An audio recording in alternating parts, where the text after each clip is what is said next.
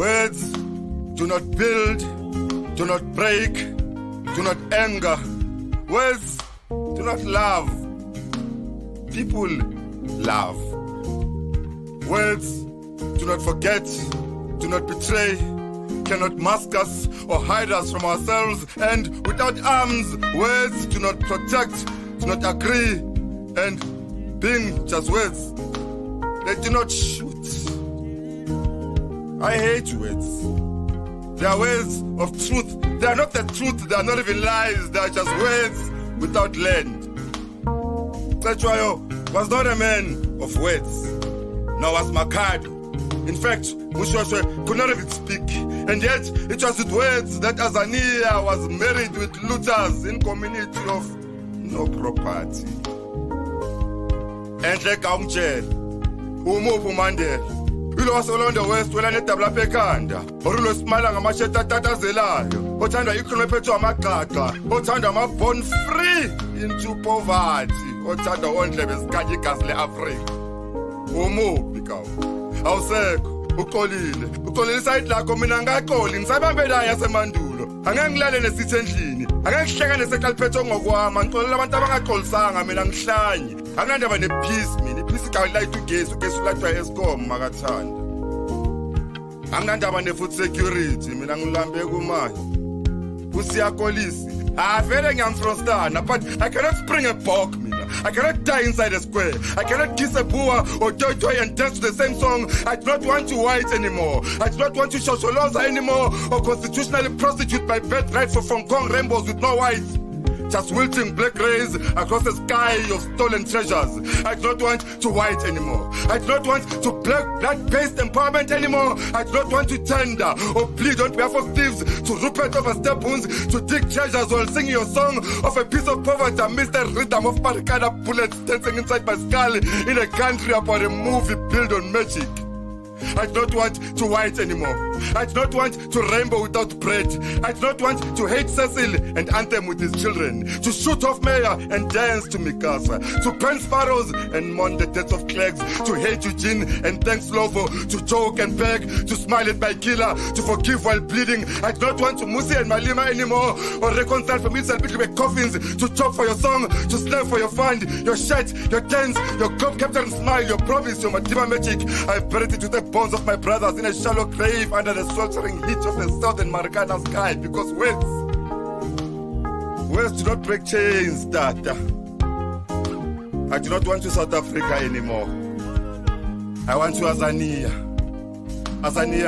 of no words, of death, of birth, and learning white poison, white demons drowning in the Atlantic, Azania of exploding colonial bondages, Azania of no words, of no prayer, of no fist in the air anymore. Azania of beaming black smiles. Azania of beaming black bullets. Black, beautiful, and borderless. I do not want white anymore.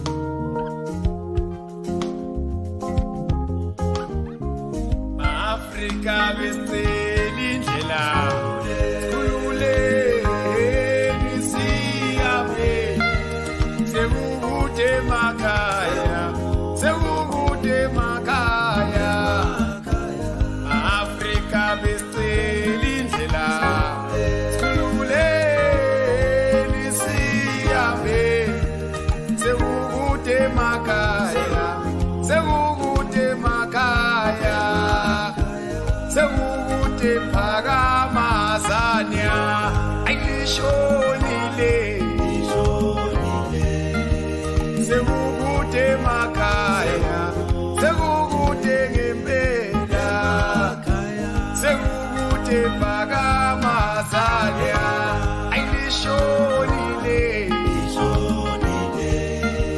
Sevukude makaya, sevukude makaya. Yasambe yasambe Juni, yasambe Juni, yasambe Juni. Aye Juni, siyota tumhlaba, siyota tumhlaba. Yasambe Juni, yasambe Juni, yasambe Juni, yasambe Juni. Siyota tumhlaba, siyota tumhlaba.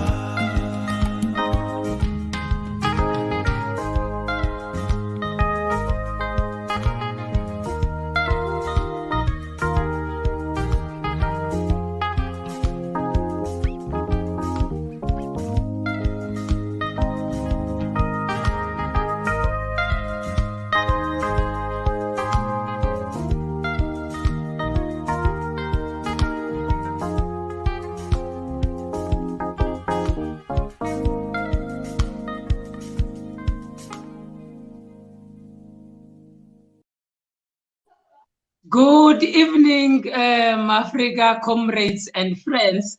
Good afternoon to our viewers in the United Kingdom, and also good morning to our viewers in the United States of America. One more time, your host and your moderator and facilitator of this 62nd webinar series of the founding of the Pan-Africanist Congress of Azania, Thandolwethu Dlanga, from Gerald Kondlo branch in Tshwane occupied Azania. One more time, Africa and comrades and friends, we are coming and we are bringing you two great guests that are going to be dissecting and evaluating the 27th April Freedom Day phenomena in occupied Azania. At this moment, Africa, let me welcome our two guests, Reverend Akona Gamza. Good evening, Mfundisi. How are you doing? Thank you very much to you, Thandolwethu, and the fellow panelists. I greet all the sons and daughters of Africa across the length and the breadth of our country, continent, and those in the diaspora, saying to all of you, Izwelithu. Africa Mfundisi. To you, Comrade Malusi, good evening, Africa. Good evening, comrades and friends in Azania, in Africa, and the African diaspora, and the rest of the struggling working class of the world. Let me allow to say Izwelithu. Thank you very much, Africa Omhle. We appreciate you, colleagues, for coming through. To the viewers at home, we've got these great guests, and without wasting any more time, Africa, to our viewers at home, we are telling you that once again, to access this live webinar, you can go to YouTube, Facebook, and Twitter with the link at MyPAC Online. You will be able to make your contributions, and you will be able to view it, and you will be able to ask your questions. And we are asking all the viewers at home to make their comments on the comments box and make it easy for us to take those questions. The structure of the session today is going to be like this. We are going to do a 15-minute each presentation of each discussant. We're going to start with Umfundisi Akona Gamza, and then after that we will then take Comrade Malusi.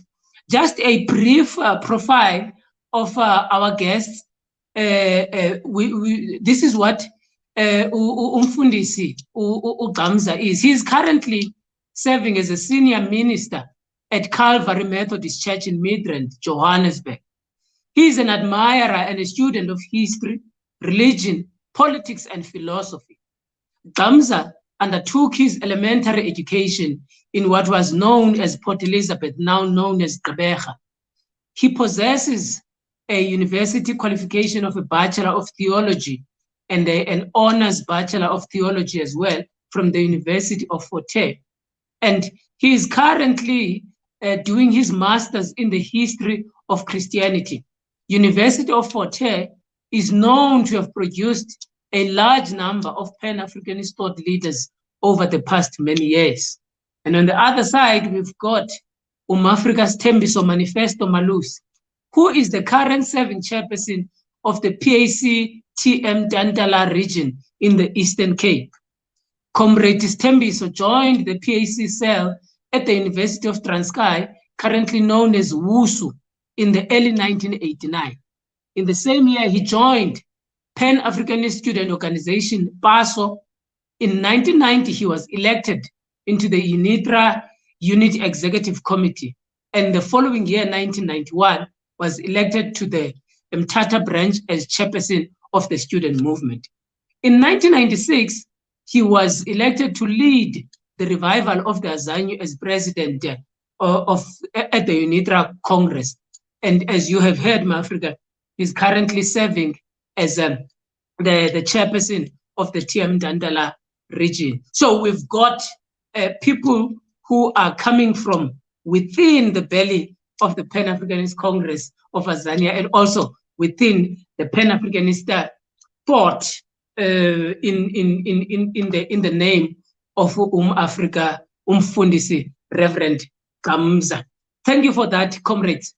Quickly, Africa, we need to understand that the birth of South Africa came as a result of an antagonism between the Dutch and British settlers, which at some point resulted in what was called Anglo-Boer War of 1899 and 1902. The perpetrators of this war, finally, when they saw that they are not winning against each other, they met at Vereeniging for a treaty which they signed in 1902 and resolved to unite the territories which they were fighting over.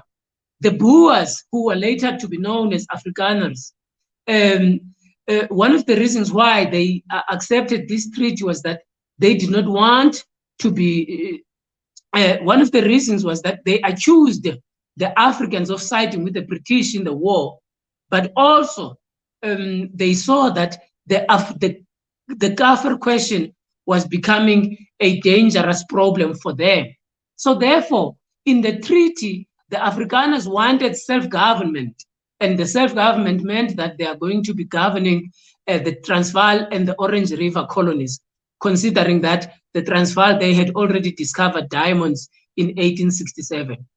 This also, they wanted to run away from dealing with the issue of the native question in the Cape, so that is why they also looked at those territories. By 1908, 10 years after the Anglo-Boer War, a national convention was held in Durban, which included the Europeans only, who were then at war at each other, who united to form a government that excluded the indigenous Africans. And on the debate of that particular convention was the issue of a unitary state or a federal state. Federalism won the day. Afrikaners maintained their self-government, and the British also maintained their own part of the Cape Colony. The convention drafted a bill that was endorsed by 4 colonial parliaments, and it was later sent to Britain to assent by the Imperial Parliament. 1909, 19 August, the House of Commons passed the bill, and the bill was then known as South Africa Act of 1909. And the first constitution was developed, and South Africa was born. The African leaders at the time kept on petitioning, but they were never listened to. This act produced and introduced the color line in respect of political rights and privileges in what was called South Africa. In this constitution, it was this constitution preamble had these summaries. I quote, "It is desirable for the welfare and the future of progress of South Africa that several British colonies be united under one government in a legislative union under the crown of the Great Britain and Ireland." 2, it further proclaimed that colonies mentioned shall be original provinces. So South Africa was the province had 4 provinces: the Cape of Good Hope, Natal, Transvaal, and what would be later called Orange Free State. And in this constitution, there was Pretoria, which shall be regarded as the seat of government, and Cape Town, the seat of the legislature. And it also claimed that the members of parliament will be white males from 21 years of age. And therefore, with this background that I'm showing you, contrary to popular belief that South Africa is a former British colony that never denounced or changed its name like other British colonies, it is true that this has never taken place. Like in Ghana, which was Gold Coast, they changed the name to Ghana. Rhodesia changed and became Zimbabwe, but South Africa remains South Africa. The colonial inscription of government seats and the legislatures of the 1909 Constitution still maintain that Pretoria is the seat of government, and Cape Town is that of the legislature. Article 45 of South African Act of 1909 still states that the term of office of the government or assembly will be 5 years. And post-1994, we still find the National Assembly still sits for 5 years. So the Union of South Africa that was established on 10th of May, 1910, was also introduced it was also introduced to us, a Republic of South Africa in 31 May 1961. And later, the new South Africa, in the names of the 1994 South Africa, it was also established in 10 of May 1994. And the latest administration of South Africa under the Ramaphosa administration was also inaugurated in May 2019. All these links are trying to show that South Africa has always maintained a certain position in relation to its colonial and apartheid historical history.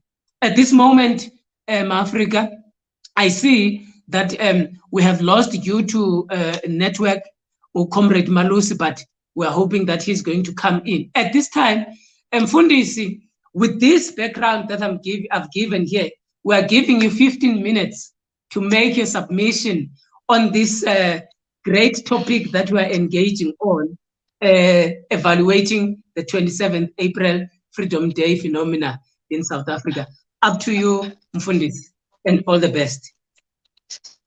Thank you very much, Thando Lwethu. Once again, I also want to take this time yet again to acknowledge and greet all the viewers, the sons and the daughters of Africa who have joined us this evening on different platforms.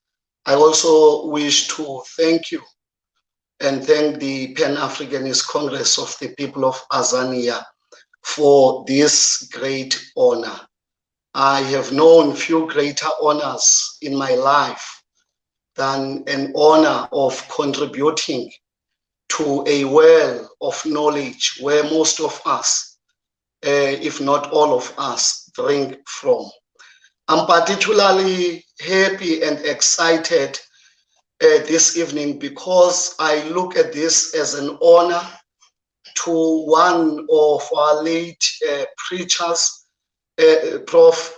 Mangaliso Usobukwe, who himself was a Methodist, and another giant which we rarely talk about, but I have seen some discussions to honor his contribution, Ndade Philip Khosana, who by the time he passed on, he was a deacon in the Methodist Church of Southern Africa.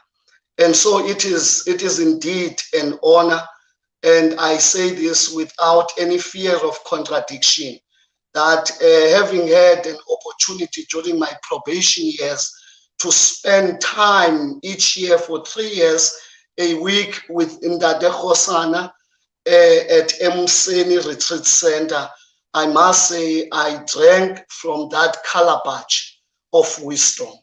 And I do want to also encourage the Pan-Africanist Congress of the People of Azania to really continue to forge working relationships with the Methodist Church of Southern Africa, because I cannot imagine a Pan-Africanist that is not a Methodist.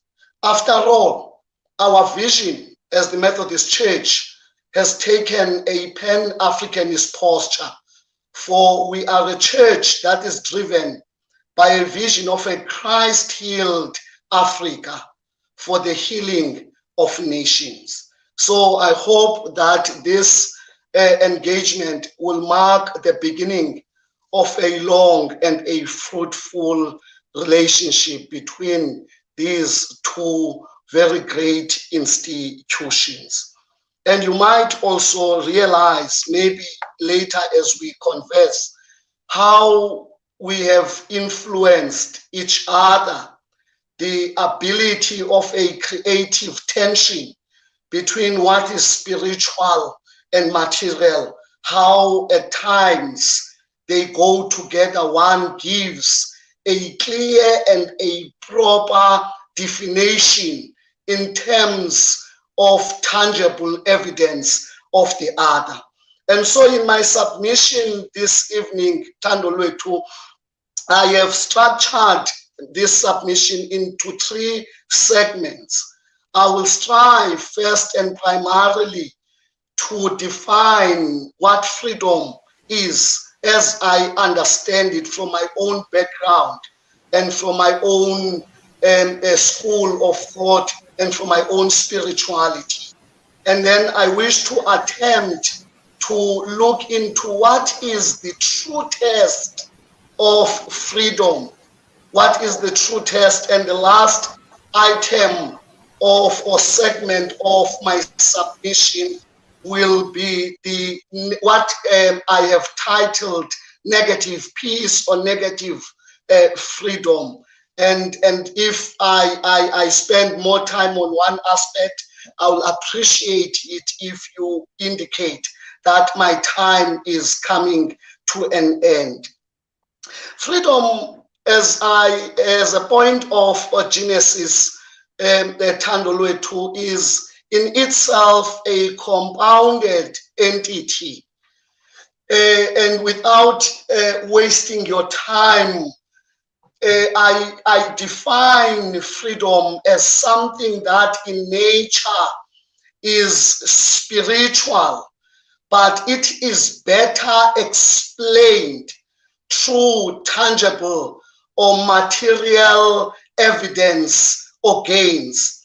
I want to align this definition of freedom with what one of the founding fathers, Professor Mangaliso Sobukwe, said at one instance, that we are fighting for a right to call our souls our own. And so I also want to elaborate and go further by saying that it is in its nature a creative struggle for humanity and human dignity.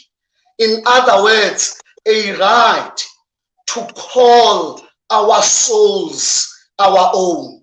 Are we together? Now, hence I submit and say to you that it is a spiritual entity, even though I make this point that it can be better seen or explained through tangible evidence, what at some point we will call, as we gravitate towards the end, the material gains or material interests of the African people.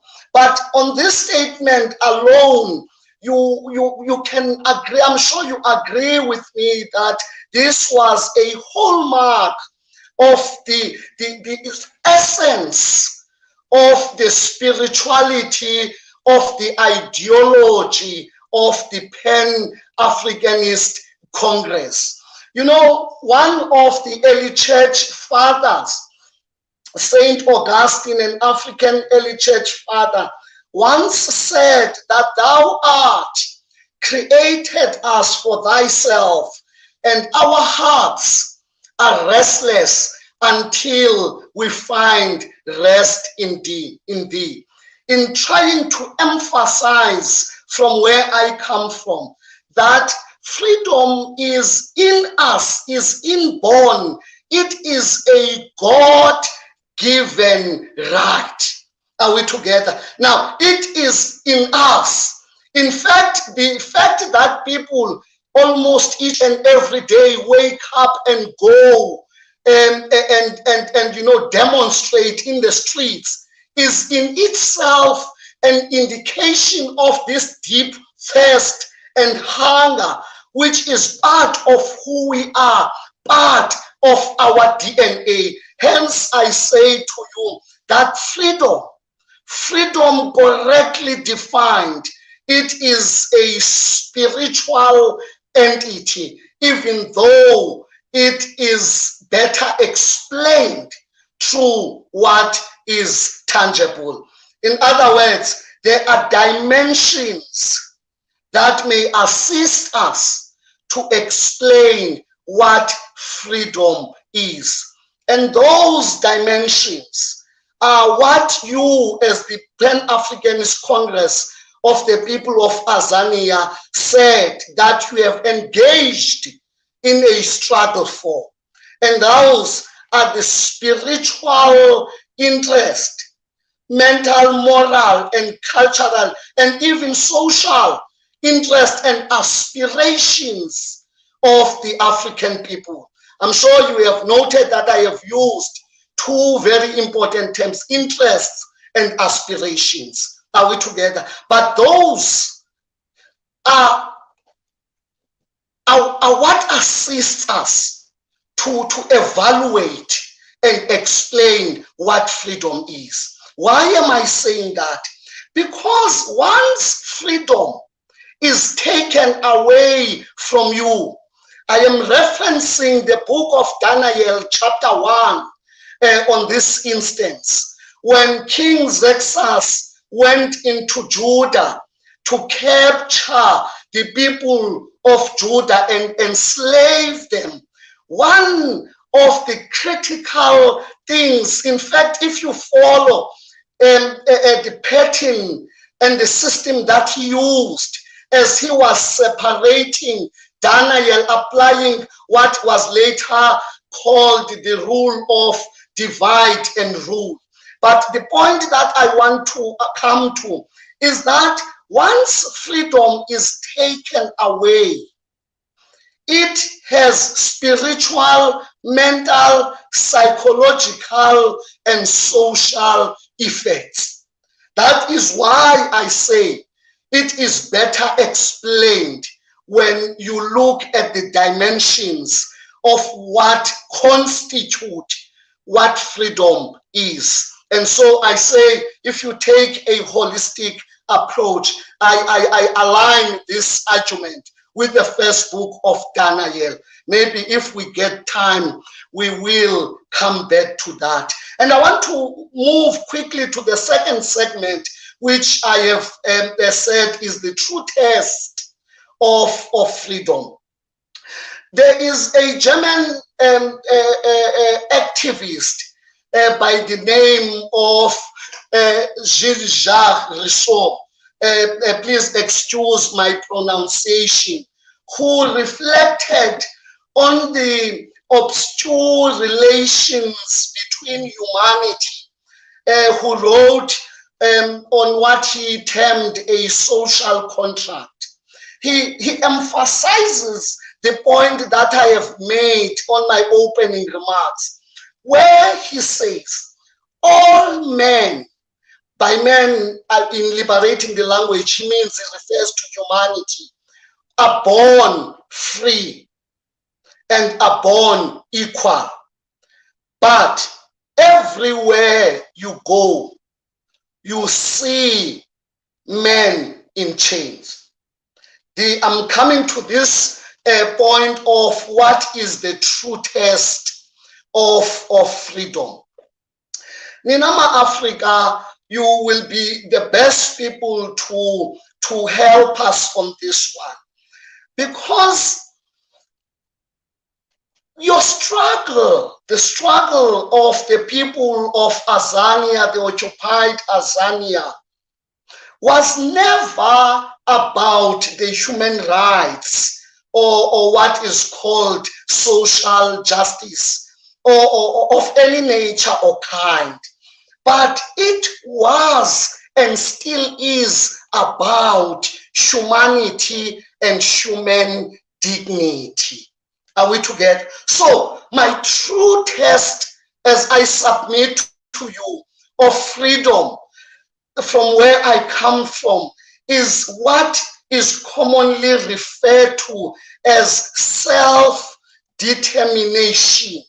In other words, being a master of your own destiny. Are we together? Now, the book of Genesis, from the very beginning of the story of the Bible, God gave us the divine instruction as humanity: go out and subdue the land.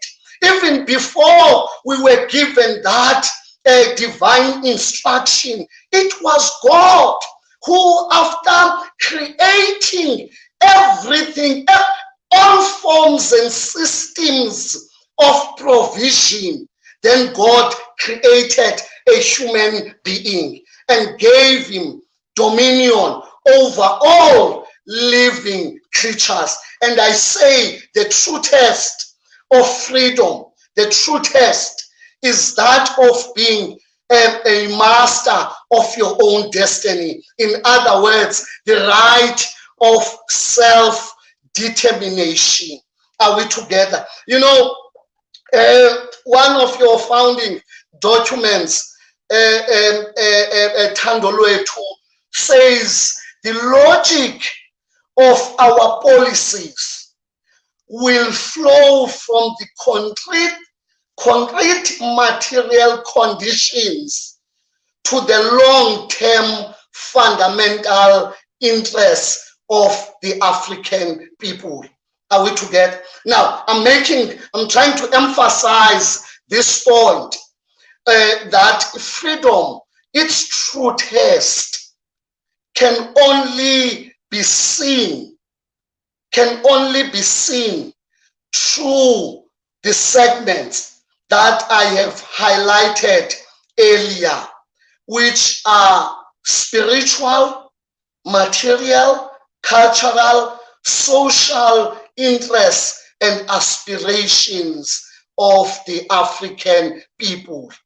Are we together? Where we can be masters of our own destinies.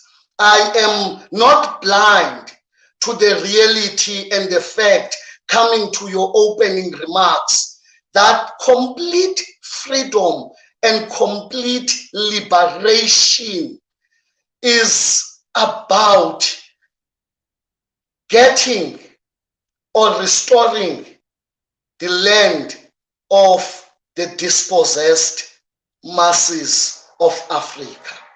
Why am I saying that? Because the primary point of contradiction of colonization was land dispossession. And therefore, you can never self-determine if you have no dominion or a right that is sui generis in its kind over the land. Hence, Africans, those who are pro-Africans, have submitted that no black man can ever be racist because we have no land. The poet who you used earlier was correct when he said that the primary contradiction of the struggle was land dispossession. I hail all the way from the Eastern Cape. There were battles at what were referred to, the historian calls the frontier wars, those were about the land, not a right to vote, not a right to sit in parliament, but was about the land of the African people. I always make this point that God was not mad when God placed us here in this part.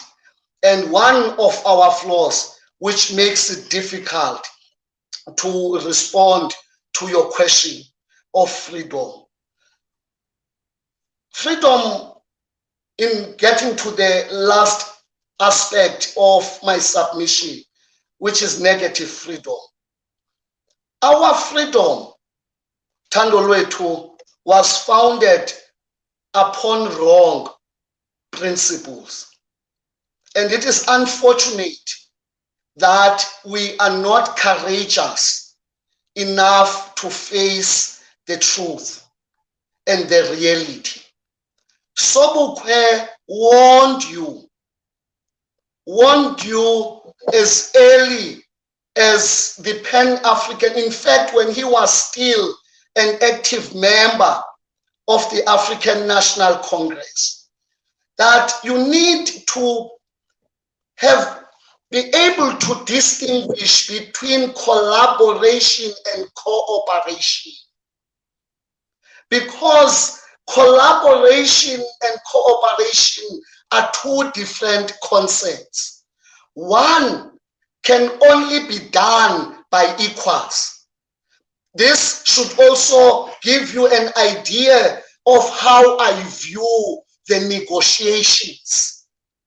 Because you cannot negotiate from a point of weakness. You can only negotiate. In fact, I have made this point last week in one of my sermons. What were the African people doing negotiating when the land had not been returned?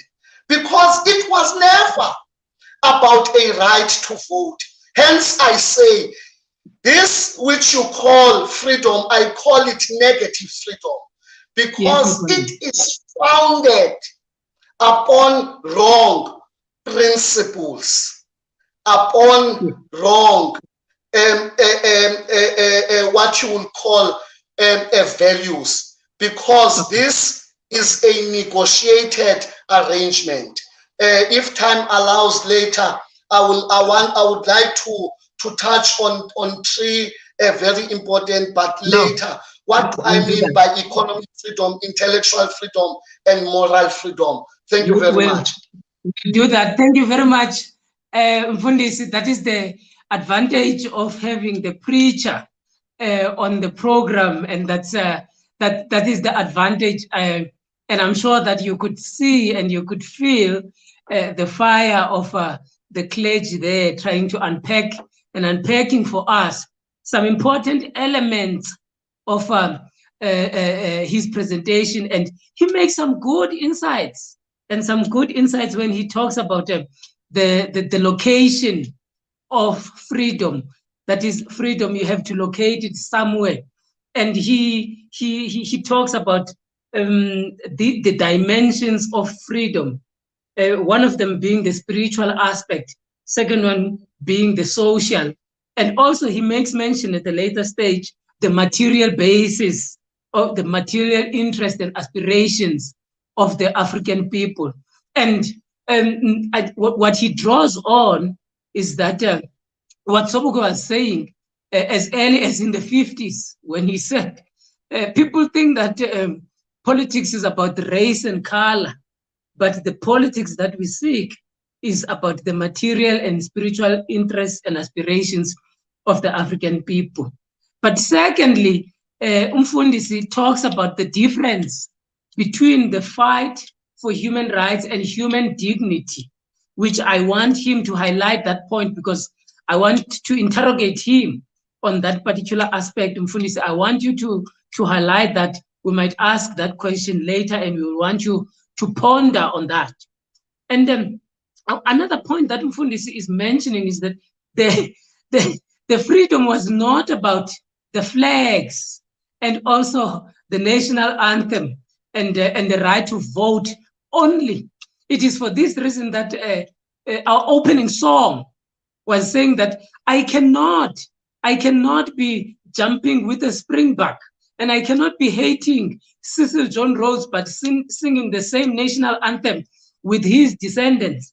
It doesn't make sense. And lastly, one thing that I have found and saw it important was his juxtaposition of collaboration with cooperation. These are very critical points when he talks to the issue of freedom. So these are part of the things that might be important in looking at this. And I see that Mr. Mpofu is also raising a point there that I hope the Reverend doesn't forget to evaluate the so-called 27th April freedom of South Africa, which the people of Azania haven't enjoyed, but is being continuously enjoyed by the same oppressors and the new few black elites. We will engage on that at a later stage. Africa, we are also having a problem now again with the internet connection of our other guest, Africa's Thembiso Malus. Seemingly, the urban metropolitans have got a beautiful internet connection than the peripheral municipalities and the peripheral areas of Azania. And again, this shows the approach with which the type of freedom that we are so-called having. Some people are enjoying it more than the others. So at this moment, while we are waiting for the Reverend, I would like to give them Mfundisi to briefly engage on those aspects that he wanted to engage on, so that we don't waste time. Continue Mfundisi on the parts that you wanted to talk to, so that we move from that fashion. Thank you.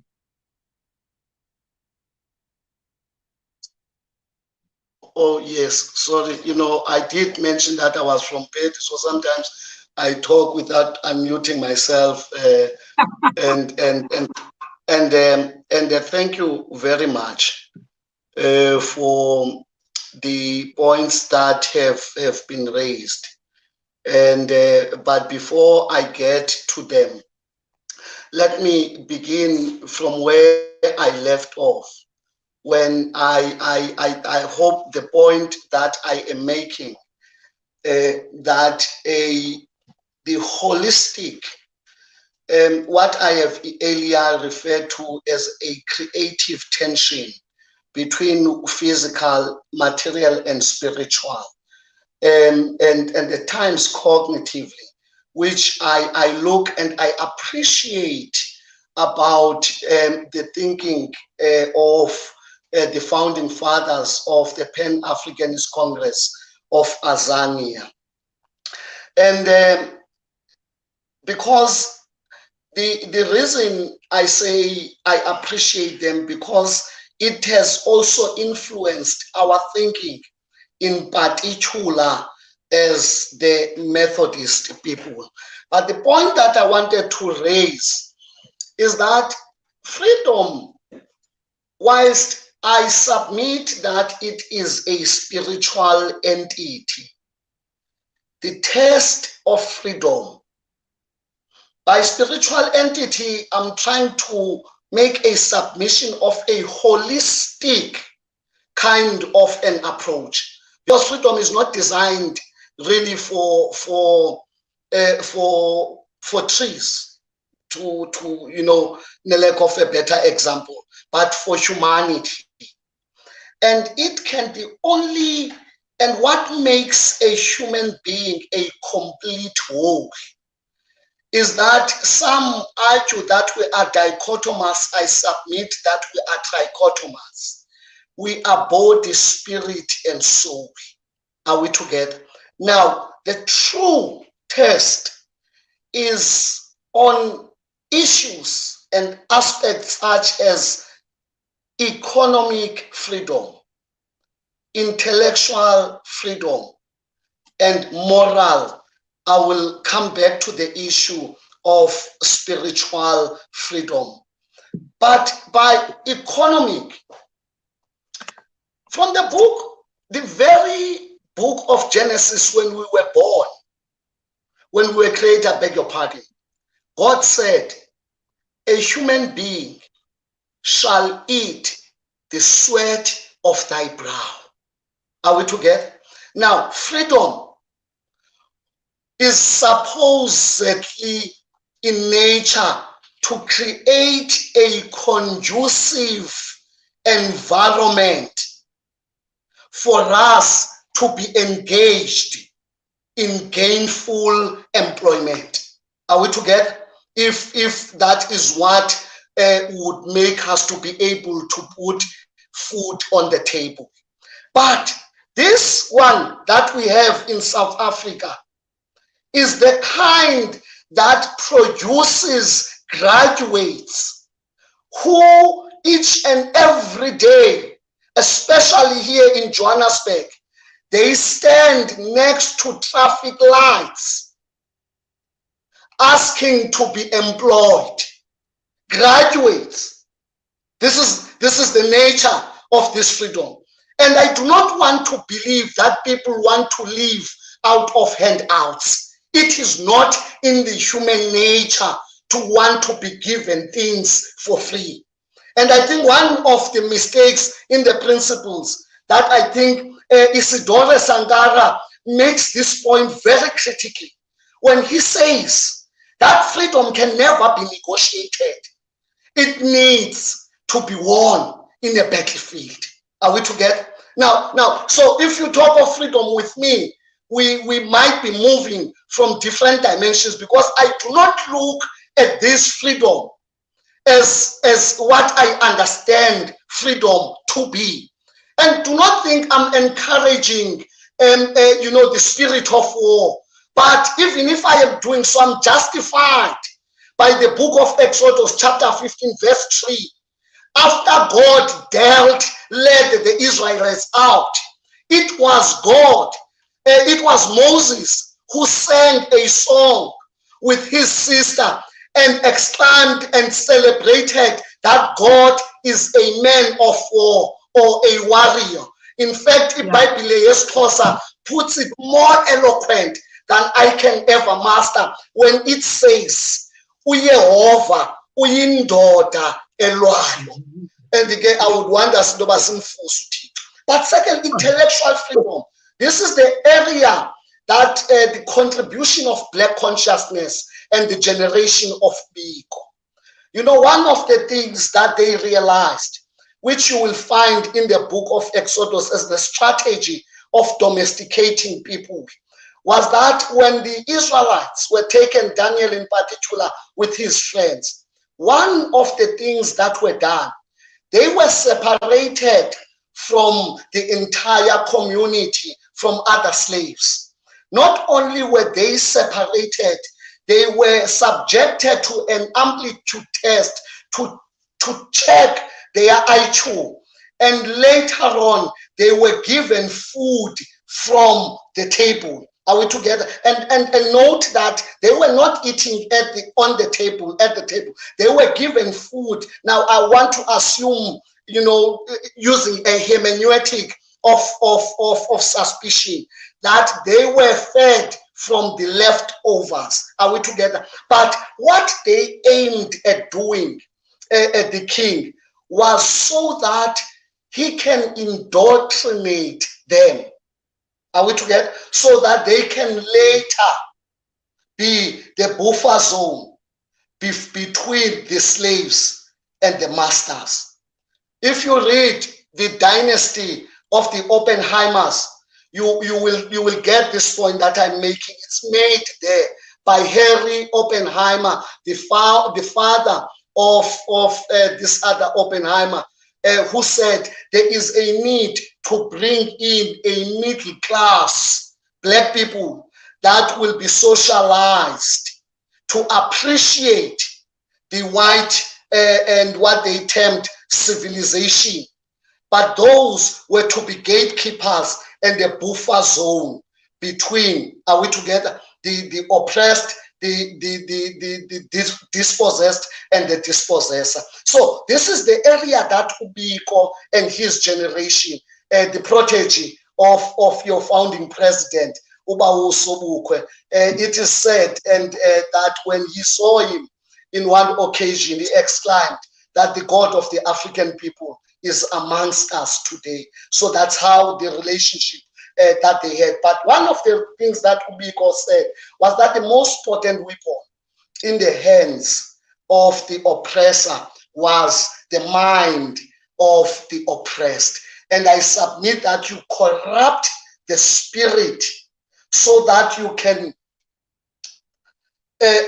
also move on to corrupt the mind.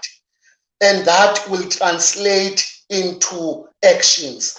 And so this, what kind of a freedom gives education? I'm talking about intellectual freedom, gives people education that makes them to want to be enslaved by other people. In fact, I always wonder, if you look at the state capture, what kind of an education produces thieves and people who are proud of thievery? The last item, you know, Galton, no, I beg your pardon, Fromm makes this point, says, a man is free only if he can choose. He can choose only if he knows enough to compare. That speaks to the intellectual freedom and the challenge of ignorance. The last item, moral freedom. You know, it is from again who says a man can be free if he has an ideal which makes it possible for him to have a coherent activity. Do you remember in the year 1949, on the 21st of October, the year of the Lord 1949, at the University of Fort Hare, what the founding president of the Pan-Africanist Congress said as he was addressing the students. He said, we all have a mission, a nation to build we have, a God to glorify, and a contribution clear to make towards the blessing of humankind. Stressing this point that I am making, that a man can only be free morally when he is guided by an ideal. I remember that the oppressive government once said about Sobukwe that he approached the issue of struggle as though he has got a divine mandate, and indeed he had a divine mandate. But we've got something. In fact, on an interview that he had about 3 months before the inauguration of the Pan-Africanist Congress of the people of Azania, he made this point that he understands the mission and the struggle he's engaged in as that of providing an ideal that is higher than ethnic loyalties, but something that is greater than our different ethnic loyalties, but that will contribute to the life and the betterment of an African people.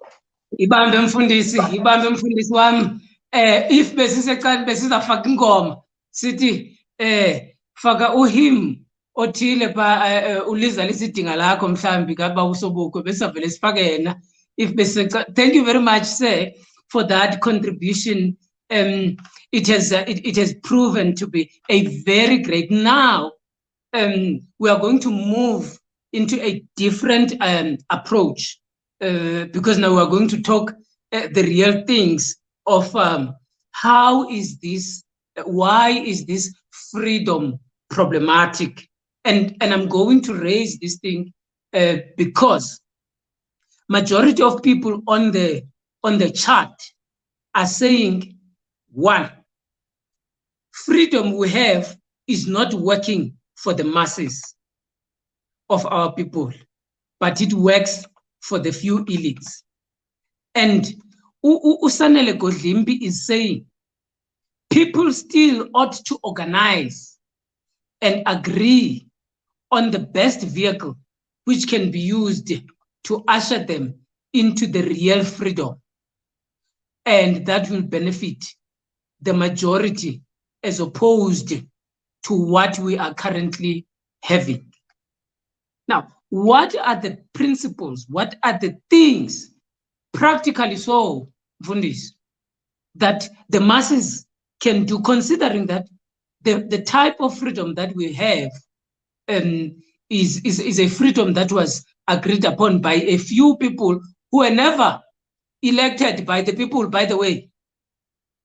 Now, what is a true and a practical thing that can be done, especially by people who understand the spiritual dimension of freedom? My brother, the first thing that needs to be done is to overthrow the neo-colonial government. You know, because, look, the first thing that we need as African people, we need land so that we can have sovereignty and dominion over it. Are we together? Because it was Mugabe who said ours is an agrarian reform. Everything else comes from and out of the land. Even though Nkuruma may have said earlier that seek ye first political freedom and the rest, perhaps the time has come to say seek ye first the land. And I do not believe, my brother, with all honesty, God being my witness. Let's take a freedom like the situation of a bully at school. Now, you can never negotiate with your bully. You need to take your power back yourself. Are we together? Now, you cannot at any given time. You know, and the African people must face the reality and the honesty that the people that are leading us today, they are the enemies of the people.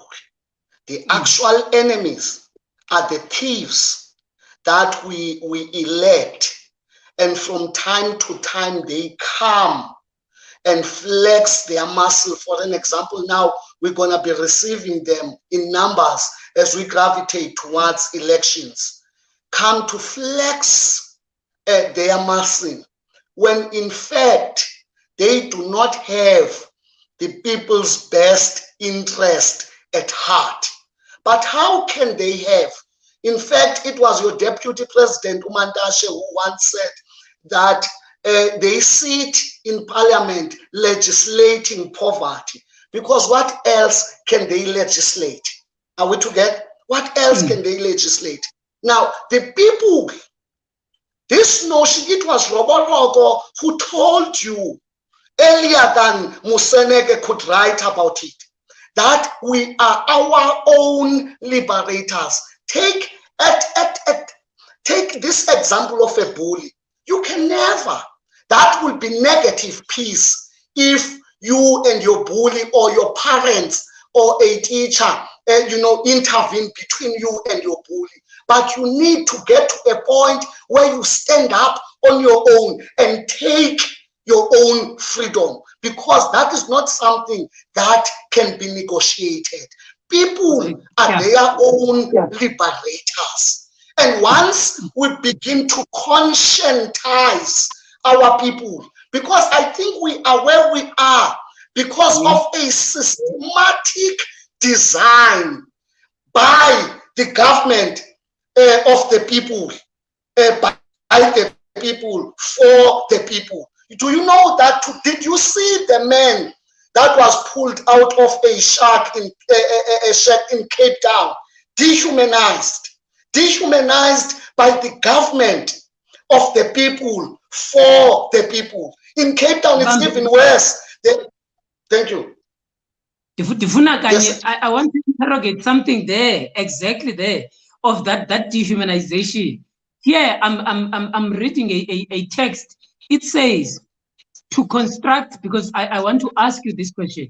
It says, to construct a new nation, the aim was to signify a kind of multiculturalism. So the 1994 settlement and the Truth and Reconciliation Commission, to construct a new nation, the aim was to signify a kind of multiracialism, reconciliation, the supremacy of the Constitution, democracy, and, I quote, inclusive human community, close quote. That being the latter, being an organizing principle of Desmond Tutu's thought and activity. And I'm saying, and I'm raising this name and this thinking of inclusive human community deliberately so.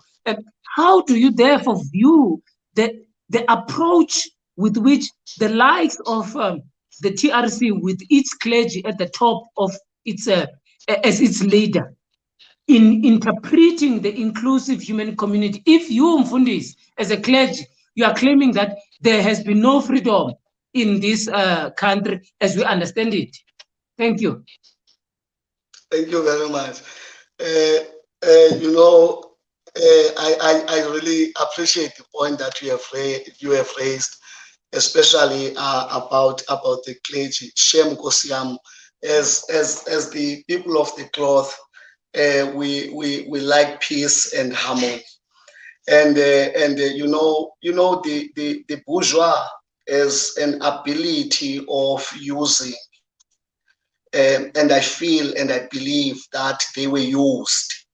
They were used because they were not given, I am sure, the correct outline of what was to be the outcome. And so I think it was a fake. The negotiate that thing that they had, it was a fake. It was phony in itself. It was corrupt. Are we together? I'm not missing my words when I talk about the issue of the negotiation. It was because there is a gentleman in Kenya by the name of Tomboya, the late Tomboya. I don't know how many of Africans know him, but he was assassinated. And he made a very critical point in an interview with the British media, that it will only make sense to us, the democracy, if it is founded upon African principles and values. And he said that we are clan-minded, and by so doing, we are communal-minded, and we are notoriously spiritual as the African people. I think John S. Mbiti also made that point elsewhere. But the point that he was making was that, look, we have got systems and structures that we know that work for us. For an example, he said we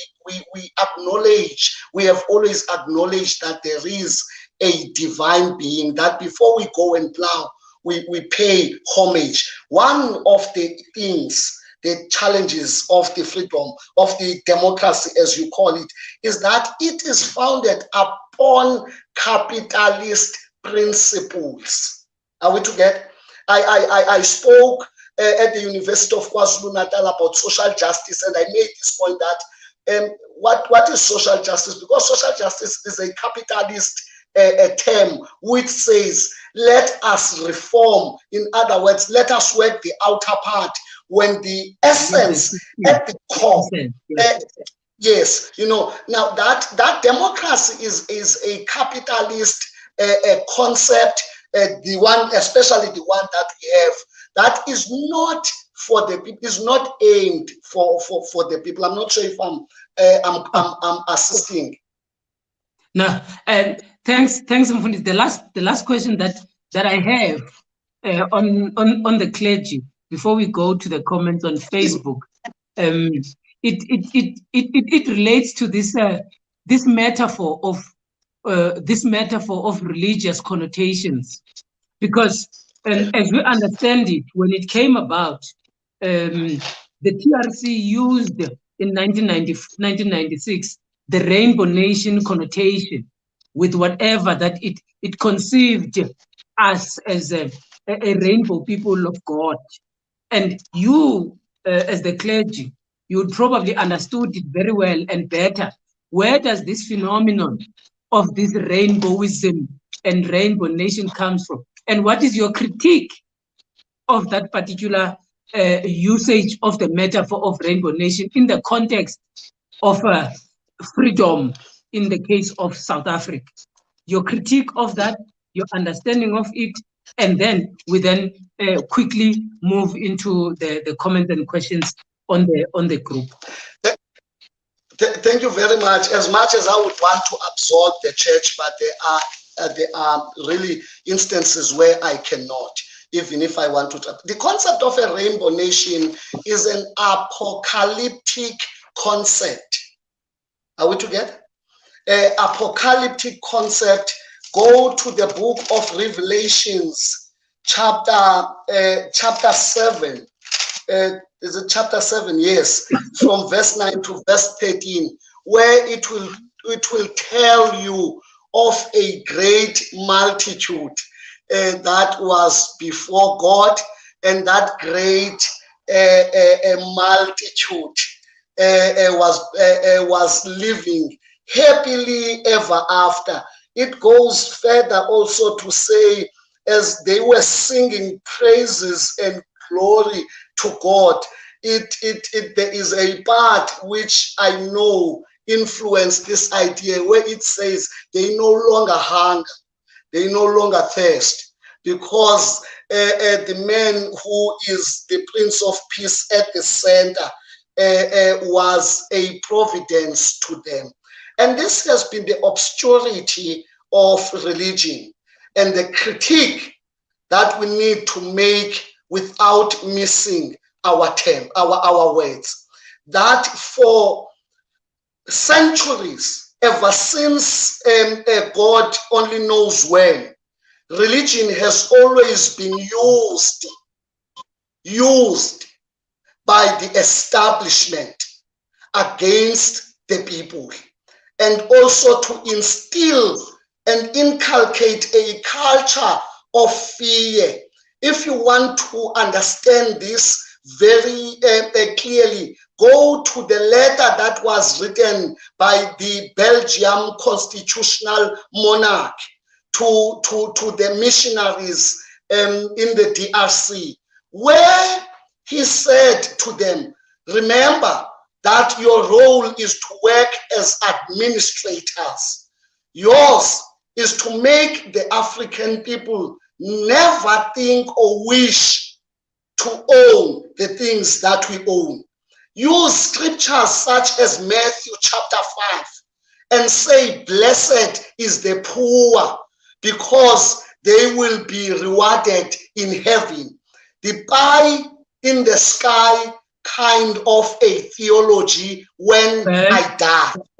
And I always make this point that we mustn't fool ourselves and think that these people came here, the missionaries, I'm referring to the missionaries, the church now, that they came here to evangelize or to spread the gospel as per the Great Commission that says, take the gospel to the very ends of the world. No, I'm a Methodist. We trace our roots in Britain. We are as a result of the 1820 British settlers. William Shaw, who is celebrated as a missionary, was only 21 years old. They were sent here because they were in a quest looking for markets, and the British government made a provision of a spiritual person, leader, or a chaplain amongst them. So originally, fundamentally, they were not here for us or even to spread. They were here for themselves. Are we together? And we need to be honest about that. Yeah, thank you for that, Mfundisi. And you've driven the conversation thus far. Viewers at home, you can see that Comrade Malusi is back, and he has been struggling with his connection. At this moment, let us give him to make his presentation, and we'll take it from there. I know that I had promised that we are going to be moving to the comments and questions section, but it is important that we give Africa as sufficient time as possible. Let us move over to you, Africa's Tembis. Yeah, it's only two numbers. Sure. Yeah, I'll try to be short as much as possible. I won't belabor on a number of facts that I would have raised, had I have time, with the audience.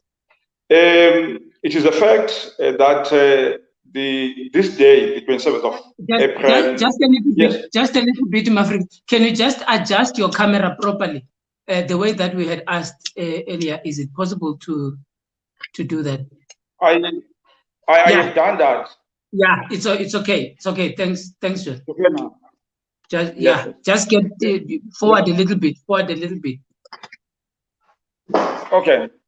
Thank you. Is it right now? Sharp.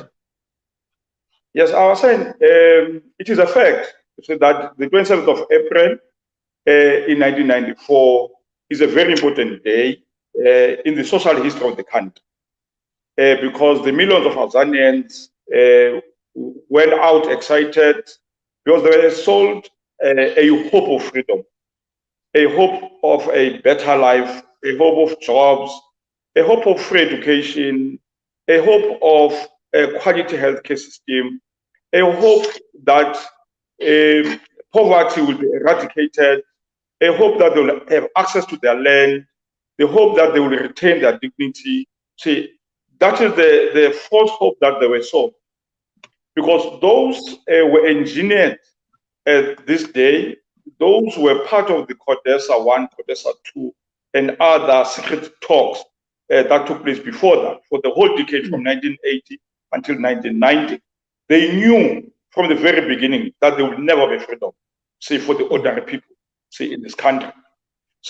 Over and above that, this phenomenon of the Freedom Day in this country was part of another orchestrated move to create some sort of a uniqueness of about South Africa, a South Africanism that was supposed to exclude Azania, from the rest of the continent, creating a parallelism against a Pan-Africanist idea of Africa's Liberation Day, which we commemorate and celebrate on the 25th of May.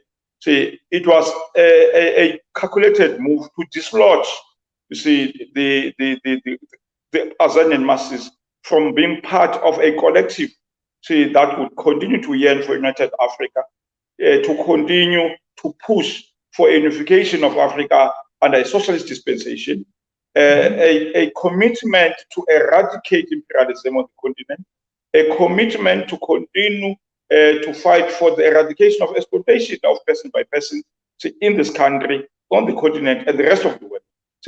The whole, when you sit down now, 27 years later, we're able to say we are not even smelling freedom.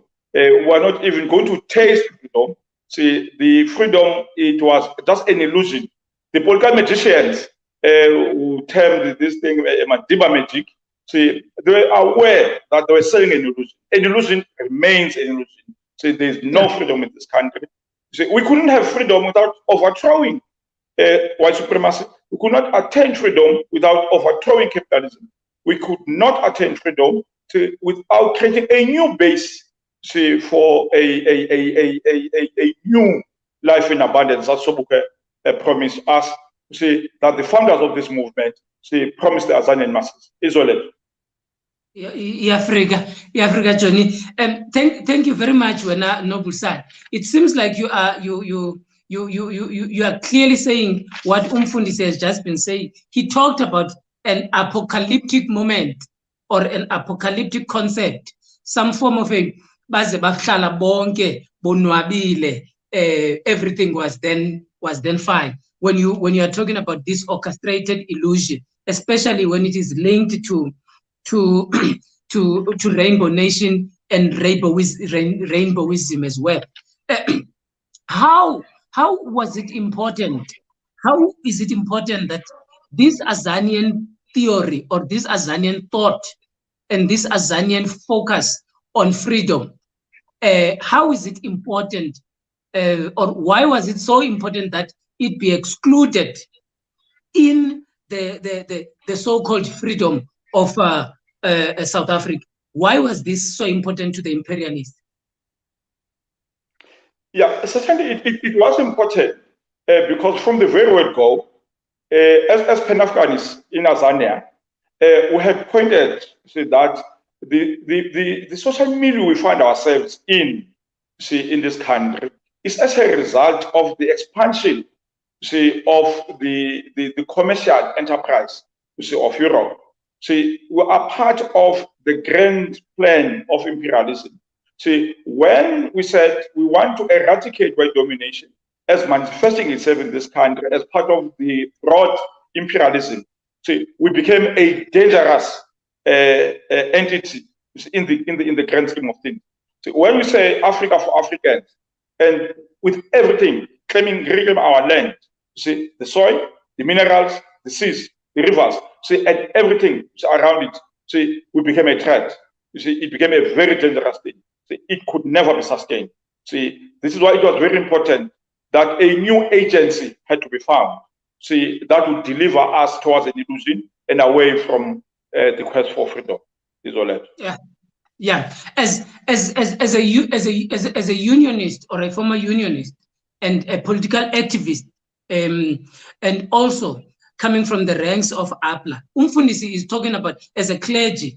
He says there's a difference between human rights and human dignity, and also the fight which the Pan-Africanist Congress of Azania, over the 62 years of its existence, has never been about the right to vote, a flag, and an integrated anthem. What is your view in that point in relation to the Freedom Day as we understand it today in occupied Azania?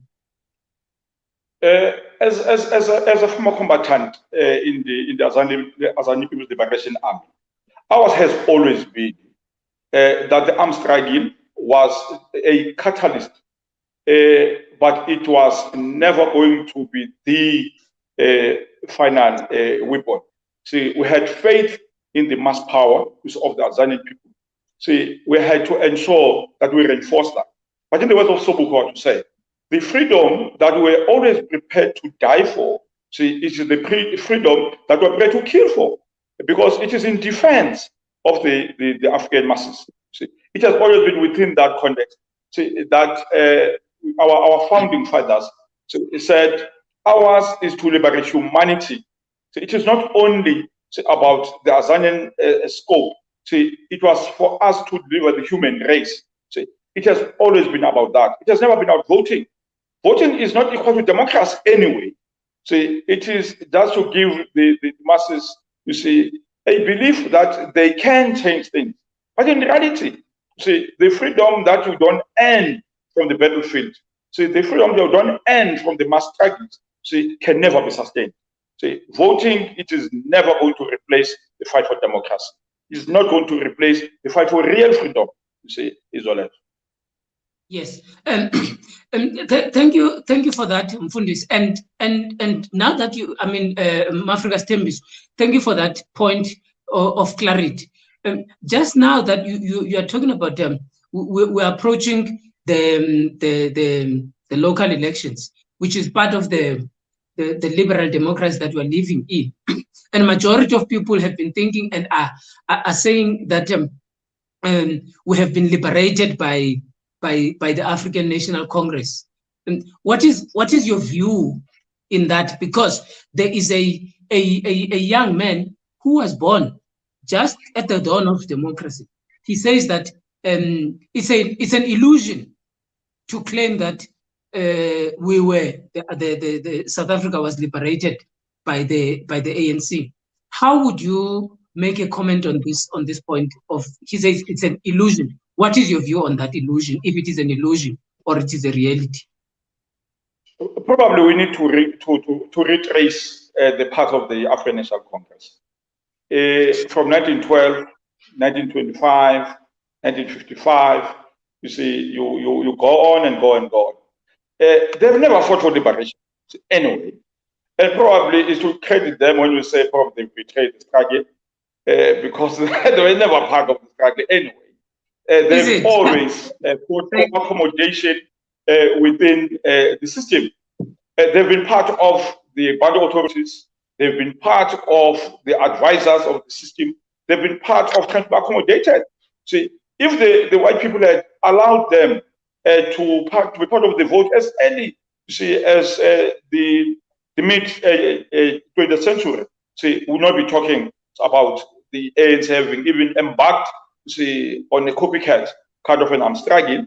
For that matter, anyway, MK was formed and financed and controlled by the Communist Party. They never had an armed wing anyway.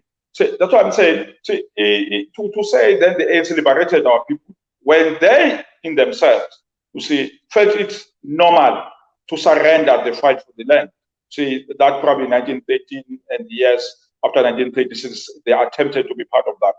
Had it not been the Youth League, in 1949, there would be no defense campaign in 1952. Then the ANC was found in an awkward situation where they had to tell the bosses that they wanted to assimilate. Therefore, for them, it has never been, about fighting to eradicate imperialism anyway. And to say now, we're moving towards the local government elections. As I said, the masses are given another, I would say, belief that they can change things. But the reality is that power is not in parliament. Power is not in the council. Power is in the citadel of capital. Power is in the boardrooms. They decide what to produce. They decide for whom to produce and how they're going to appropriate, the spoils of the national produce. Because ours has been to fight for the equitable distribution of the national income, and that will not going to take place in parliament. Revolutionaries in those assemblies is to raise the voice of the voiceless, to say, indeed, there is wealth in this country, but the wealth of this country, it is not serving, the advancement of the life instead of living of the people of this country. We must never fail to raise that voice, otherwise we would have betrayed the very principle we stand for, isolate. Yeah. Now, this becomes very important, because what I'm hearing from what you are saying is that you are saying the problem is the structure, the framework with which this so-called Freedom Day is based on. And I want to look into one of the settlers writing. This is the Neil Barnard, one of the settlers who was part of the negotiation process, and he was in the lead in this process. And he talks about the framework with which the Constitution was established on. And he speaks on something about language. And I'm going to read this. And he says, in this framework, the Constitution was adopted to recognize, and it must recognize, the language rights of the individual South Africans and the existing official status of Afrikaans and English might not be minimized in any way. And then he says, it further, this framework stated that in terms of the Constitution, the African languages must be provided with the state support to develop to their full potential. The regional authority must promote multilingualism. Now, and from these frameworks that I'm talking about here, I see that the supremacy of these settler languages is maintained. Yes. And two, yes, the regionalism of the colonies is also maintained. What would you say about this framework? Because this settler was in the leading forefront, and also he's talking about, what would you say before we can close off with this framework of the constitution itself in the so-called freedom of South Africa as we understand it today? I'll summarize by saying the dominant ideas in any societies are the ideas of the ruling class. And the ruling class will not be sitting with you in parliament or in councils. They determine the trend of the economy. Look at now, where the Chinese are making inroads. There's a talk of Mandarin being recognized as a language of trade and commerce. You see, the African languages have been there. The Bibles were translated using African languages. A new language of Afrikaans emerged and became the language of science and commerce and technology. See, and it means there's power behind that. See, it is not a question of sentimentalism. See, until such time that we gain that economic power, until we gain real political power, you see, it is going to be a token thing that the African languages are going to be elevated to a status so that they deserve. So, as the language of the indigenous, because Africa, as we speak today, does not belong to Africa. Yeah. Okay. Now, thank you, Mafrigas Thembiso Malusi. We appreciate your contribution. Mafriga, at this moment, I want to apologize to our viewers at home. We will not be able to take the comments and questions because of the issues of time, and we had to make sure that Mafrigas Thembiso Malusi is allocated sufficient time to make his contribution. However, on behalf of everybody else, because I see there on the comment section, people are saying thank you to you, Mfundis. They are saying they appreciate your contribution, and whomever that they have to love the contribution that the clergy has made, including the critique that the clergy has made towards other clergies. And this is what is good about the development of knowledge. So on the basis of that, Mfundisi, we appreciate your presence. At this moment, I'm going to ask you to just make your final comments. I'll start with you, Comrade Malusi, to make your final comments and the message that you are giving to the masses at this on this particular day going forward. And then after that, if Mfundisi is still online with us, he will make his final contribution, final remarks, and then we will go into the announcements and we close our session. To you, Comrade Malus. I'll close by quoting the theme of the Basel National Council of 1990. To fight is to survive. Not to fight is to perish. We must pick up the good fight and continue with the struggle for real freedom. Socialism in our lifetime is all it. Africa Pokomdala, thank you very much, Nobusan. Mfundisi is still around. Yeah. Yes. Thank you. Thank you very much to you, Thandolwethu, and to all the viewers. I thank the Pan-Africanist Congress of the people of Azania for the manner in which you have embraced my ideas and my thoughts and the way that you have supported me from a national level. I'm supported in the Eastern Cape. I'm supported by Tsietsi in the Gauteng province and other leaders. I just wanted to thank that and to remind you of what Ulembede said on the 29th of July. That was 1944, when he said we shall achieve our liberation only when we become conscious of our divine mission. And I want to say to you, it is not in the heart of God for us to try to suffer in the manner that we do. In the book of the prophet Jeremiah, chapter 29, verse 11, it is God who says, for I know the plans that I have for you. Those plans are not to harm, not to destroy you, are to prosper and to give you life.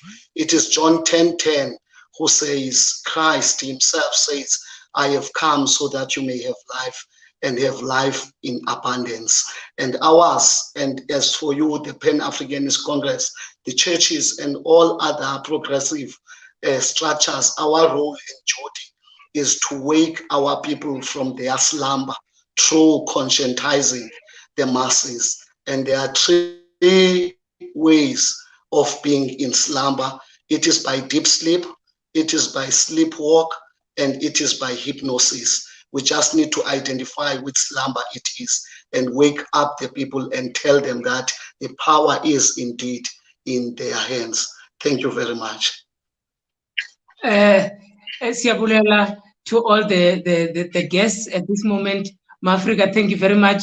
We appreciate your presence. All the best and have a great evening to you, Mfundisi, and to you, Mafrika Malusi Stembiso. To our viewers at home and our viewers across the board, YouTube, Facebook, and Twitter, thank you very much for making the time of being part of this 62nd webinar, 62nd anniversary webinar of the founding of the Pan-Africanist Congress of Azania. Today we were discussing the Freedom Day phenomena as it is understood in South Africa, and what we have heard from the discussant was that the type of leadership and the type of freedom that we have came to get at this particular time is not the real liberation or freedom that was fought for by the likes of Sobukwe, Apimda, Jafta Masemula, Mama Sobukwe, Boniswa Ngcukana, etc., etc. And therefore, on the basis of that submission, it is clear that we must continue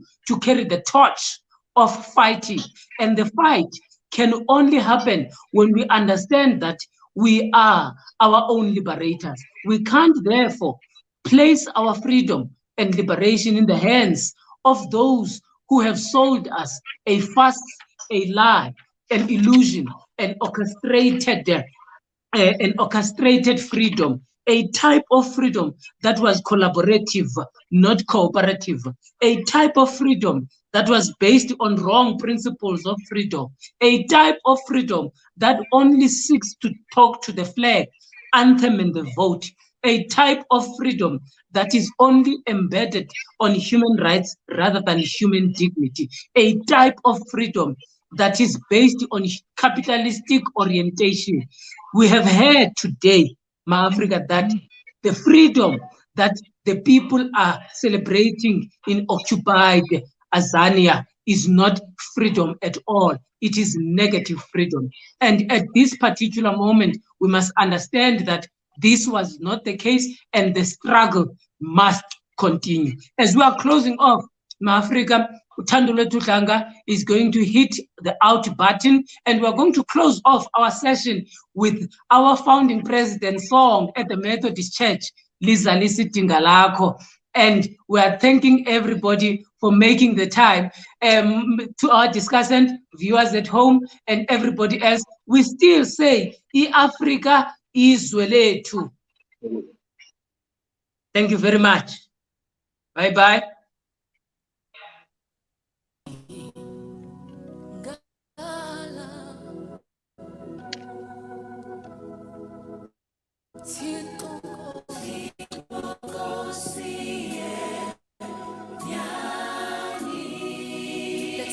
Let's make it a prayer this morning.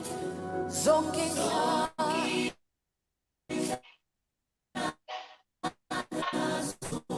zonke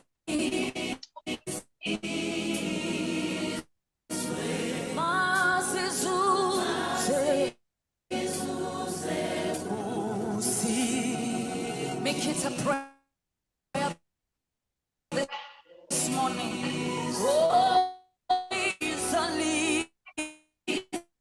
easily in our love, city, gala,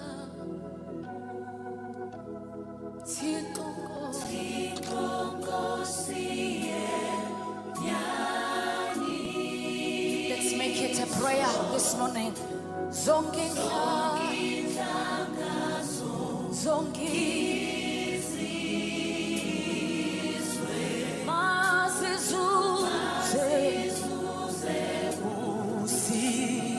make it a prayer this morning. Oh,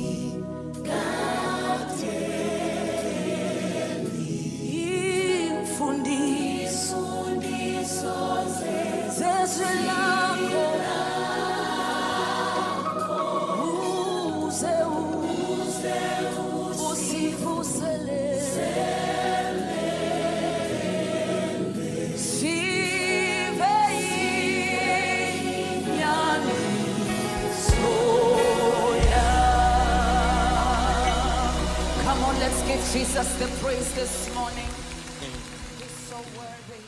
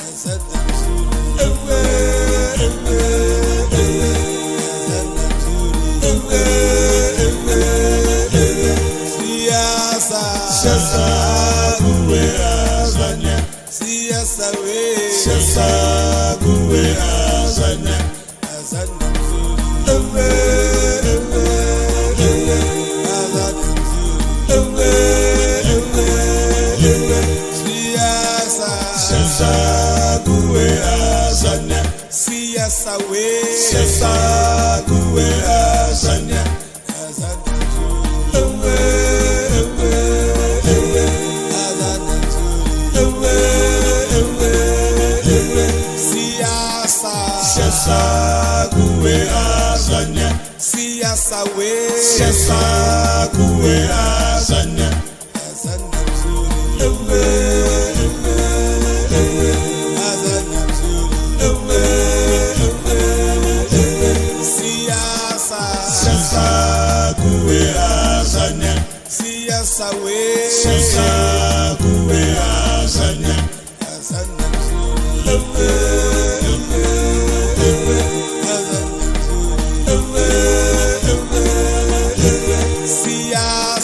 siasa kuwe Azania, siasa we, siasa kuwe Azania, Azania mzuri, Azania sana,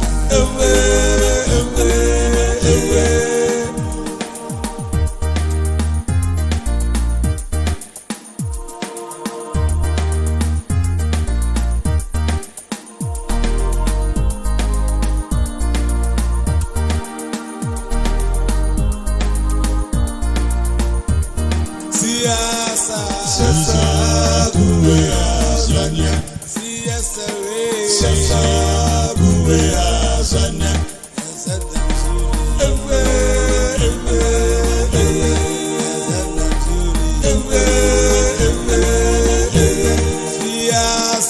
siasa kuwe Azania, siasa we, siasa kuwe Azania, Azania mzuri.